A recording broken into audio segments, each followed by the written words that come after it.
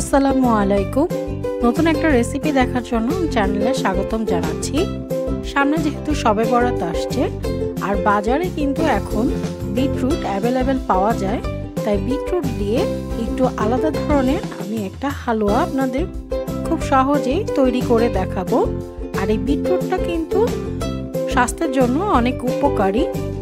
বিটরুটটা দেখতে ঠিক এমন হয়, কাঁচা বাজারে মানে সবজির বাজারে খুব সহজেই বিটরুটটা আপনারা পেয়ে যাবেন। আমি এখানে 3টা বিটরুট ব্যবহার করেছি, একটা একটু বড় আর 2টা ছোট সাইজের।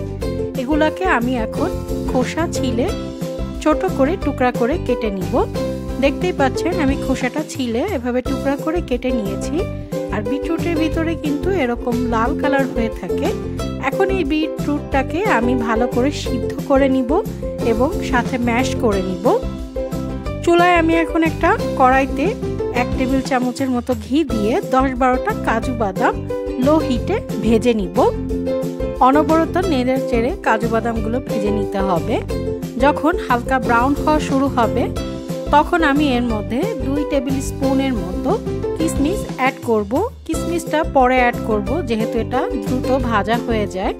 কিশমিশটা যখন ফুলে উঠবে তখন আমি চামচ দিয়ে কিশমিশ আর কাজু বাদামটা কড়াই থেকে তুলে নিব। 4টা এলাচ দিয়ে দিলাম। আর আমরা যে বিটরুটটা সিদ্ধ করে ম্যাশ করে নিয়েছিলাম সেই বিটরুটটা এখন আমি কড়াইতে অ্যাড করছি। ঠিক ম্যাশ করার পরে এমন হবে। এখন মিডিয়াম হিটে জাল দিয়ে এটার পানিটা কিছুটা আমি শুকিয়ে নিব। আর এটা কিন্তু অনবরতই নাড়তে হবে। হালুয়া রান্নার প্রথম শর্ত হচ্ছে এটা অনবরত নাড়তে হবে। এই পর্যায়ে আমি এর মধ্যে 1 কাপের মতো চিনি অ্যাড করে দিয়ে এটাকে নেড়ে চেড়ে নিব। চিনিটা গলে আসবে এবং হালুয়াটা কিছুটা পানি ছেড়ে দিবে। 4-5 মিনিট জাল দেওয়ার পরে আমি আরও 1 কাপের মতো চিনি অ্যাড করছি। আমি টোটাল 2 কাপ চিনি ব্যবহার করছি। বিটরুটটা মিষ্টি হয়ে থাকে কিন্তু একটু নোনতাও হয়ে থাকে সাথে, সেজন্য কিন্তু এখানে কোনো রকম লবণ আর ব্যবহার করবেন না। আর আপনারা চাইলে কিন্তু বিটরুটটাকে ভেজিটেবল কাটার দিয়ে কুচি করেও রান্না করতে পারেন।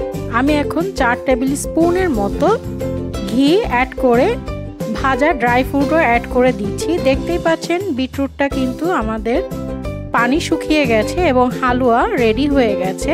নামানোর কিছুক্ষণ আগে আমি ঘিটা অ্যাড করেছি, এজন্য কিন্তু হালুয়া থেকে বেশ কিছুটা ঘিয়ের সেন্ট আসবে। আমাদের হালুয়াটা রেডি হয়ে গেছে। আমি এখন উপর থেকে কিছুটা ড্রাই ফ্রুট দিয়ে সাজিয়ে দিচ্ছি। আমি অল্প কিছু ড্রাই ফ্রুট বাঁচিয়ে রেখেছিলাম উপরে ডেকোরেশন করার জন্য।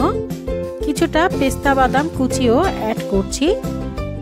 আপনারা চাইলে বিটরুটটাকে কিন্তু দুধ দিয়ে সিদ্ধ করে নিতে পারেন, তবে বিটরুটটা খেতে এমনি অনেক টেস্টি হয়ে থাকে, সেজন্য আমি আর এখানে মিল্কের ব্যবহার করিনি। আর যদি সবজি কাটার দিয়ে করে থাকেন সেক্ষেত্রে দুধ দিয়ে সিদ্ধ করলে কিন্তু অনেক টেস্টি হয়ে থাকে। আশা করি এই শবে বরাতে আপনারা এই অন্য ধরনের বিটরুটের হালুয়াটা অবশ্যই ট্রাই করবেন। আমার রেসিপিটা ভালো লাগলে চ্যানেলটা সাবস্ক্রাইব করবেন।